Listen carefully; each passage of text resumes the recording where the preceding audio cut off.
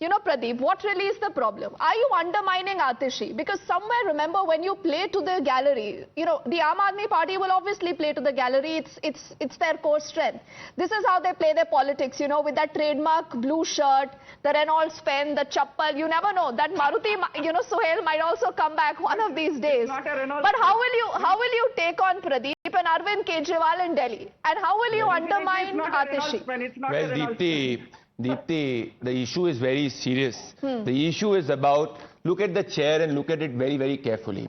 It's an insult to the entire women electorate of Delhi who believed and voted the Aam Aadmi Party thinking that the women will be treated equally. The size of the chair is more than the size of the chair of the puppet Chief Minister Atishi. This tells you clearly that how Arvind Kejriwal treats the women in her party and women of Delhi. Point number one. Remember what Swati Maliwal said when Arvind Kejriwal was in a 40 crore sheesh mahal. Mind you, Bharat was not in a 40 crore sheesh mahal. Bharat was not accused of liquor scam. This is their insult to Hinduism that they're trying to equate Arvind Kejriwal to Lord Ram. This is how they treat the Hindus of the country. They were asking proof of surgical strike. They wanted hospitals to be built on Ram Mandir. So this is all facade. But look at it very, very clearly. Deepti, they are giving a message to the people of Delhi that they do not believe in a woman. They do not believe in an educated woman. They want a chair of a pseudo chair, a chair which is of a longer size than the chair of the Chief Minister. This is how Arvind Kejriwal treats the women of Delhi. That is point number one. This is exactly how, if you remember, the Dalits were treated by the Congress party in the early 50s. They were made to feel subordinate.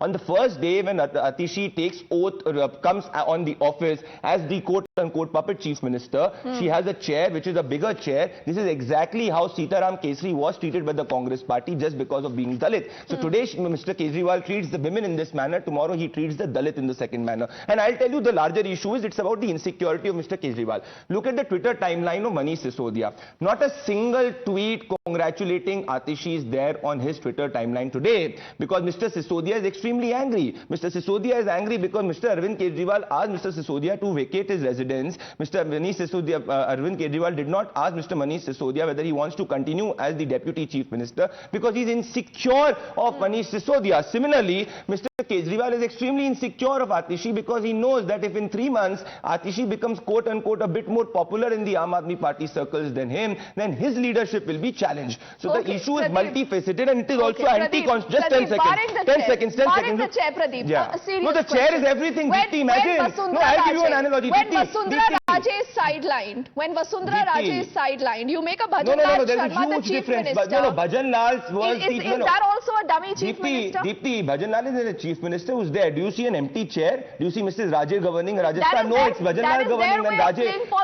When Raje was the Chief Minister, Raje was the Chief Minister. When Bhajan Lal is the Chief Minister, Bhajan Lal is the Chief Minister. Tomorrow somebody else will be the Chief Minister, somebody else will be the Chief Minister. But these are not remote control Chief Ministers. Absolutely not. Deepti, imagine a situation you are anchoring a show and I keep a chair just beneath you and you have to ask an empty chair every time which is longer, taller than you. How will you anchor it? Is it not an insult to you? Sohail, I love this about politicians.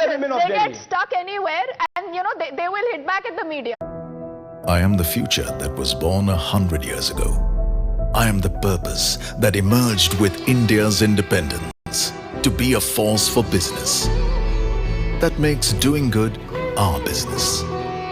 Towards an independence where knowledge sets us free. To think big and achieve bigger. To take India to the world and the world to India. Creating pathways of self-reliance. To stand for progress, the planet and the people. Towards a future made perfect. And be a force creating abundance. Because independence is not a moment in history. It's a never-ending path to prosperity. Aditya Birla Group, a force for good.